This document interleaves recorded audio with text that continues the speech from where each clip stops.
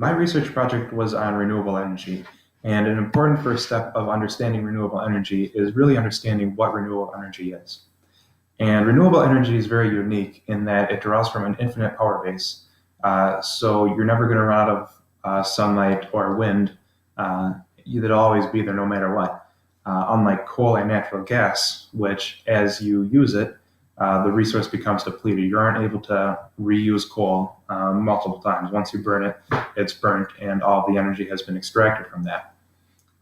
So your geothermal, your radiate or solar radiation, and your wind turbines, they are going to be able to act or produce energy at all times for extended period of times without worrying about resources being depleted.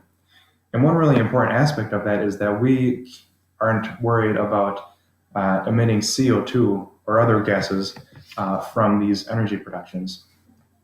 And that's important because we have noticed since the beginning of the pre or the industrial era that temperatures have risen significantly. And most of that has to do with the greenhouse gas effect. And what the greenhouse gas effect is basically the sunlight is able to enter Earth's atmosphere, but due to the emissions of CO2 and other gases, is unable to escape. So instead of exiting the atmosphere like it normally would, the sunlight continues to bounce around, heating the planet to higher and higher temperatures. And that's dangerous because we have noticed a rise in sea levels in recent years, particularly from the melting of the West Antarctic ice shelf and the ice shelves in Greenland.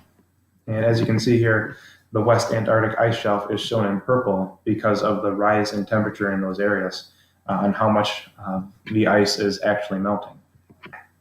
And in the next 50 to 100 years, we could see sea levels rise up 4, 5, possibly more feet as a result of this global warming. And that's really catastrophic for our daily lives. The amount of industrial change that would have to occur to compensate for such a sea level rise would be insane. So researchers have decided that we need to keep planet temperatures, below 2 degrees above the pre-industrial average. And so one way to do that is to start using more renewable energies. And regardless of how much we know about the need for renewable energies, we find that it's hard to adapt it into the modern lifestyle. And one of the challenges that we're facing is mostly a technological challenge. It's hard to store energy at this point in time. Once we collect the energy, it needs to be used immediately before it is pretty much depleted. And so that's dangerous because we need energy all the time, 100% of the time. So if we don't have a nice sunny day or it's not windy out, we could experience a lack of energy, which is very dangerous because, as you can see, we are using a lot of energy on a daily basis, more than 3 times the average of before pre-industrial society. And so we need to develop, first and foremost, a way to store the energy and a way to transport the energy across long distances to make renewable energy a viable resource in the coming years. But additionally, that's facing a lot of struggle in gaining support from large companies like ExxonMobil and BP.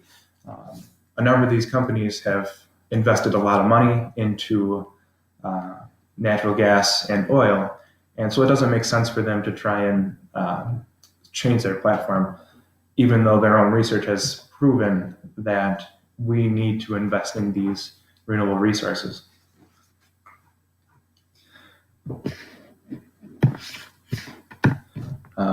But additionally, there's a lot of societal fears about renewable resources. Anytime you get a new technology, it's kind of scary and it's kind of strange, and it takes a little bit of getting used to. And so one of the big fears that society has that Martin Pascaletti researched in 2011 is the damage that renewable resource does to the environment, which is very kind counterintuitive because you think renewable energy is just going to help the environment. But in reality, it does a lot to change the landscape. You have to erect these big wind turbines or fill large areas with huge solar panels, and it really changes the way that the landscape looks, how animals are able to react around it. And so that is one of the big fears that just the general public has about integrating renewable energy into their daily lives. But yet there are still a number of benefits to adapting this renewable energy. First and foremost, it makes people more environmentally aware. Just adapting a plan to think more about the environment causes people to use more environmentally friendly methods. For example, when you develop more bike paths or bike trails or ways for people to commute on bike, people are just going to naturally use their bikes more often. They're going to put their cars away, and ultimately it'll help the environment. And that's kind of the idea of renewable energies, is that the more that these energy methods are integrated into society, the more they're going to be used. And really beyond that, they are great for the economy. It's going to increase jobs a great deal.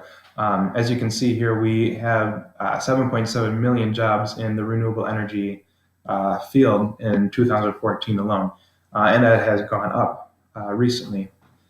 And there's a lot of speculation about how much that is going to affect and help the economy in the long run, because eventually it would phase out the need for natural gas and oil. And so people in those industries would more than likely lose their jobs. But that's going to be a long time in the future. That's going to be far off in the distance. But the current and right now, you're going to see a lot of a high job increase because you're going to be focusing on not just renewable energies, but you're still going to be trying to maintain the current infrastructure of natural gas and fossil fuels. Moreover, renewable energy is just as cheap or cheaper than fossil fuel energy. As you can see here, with the exception of solar energy, we can use renewable energies at I would say, a comparable price as fossil fuels. Wind energy is cheaper than oil and natural gas, and biomass is as well. And so you're going to see a decrease in how much money you're spending on electricity and power on a monthly basis. And so it's really important that we consider these renewable energies and we take action to fix the problems that it is facing and focus on trying to increase jobs and increase the amount of energy we are able to produce.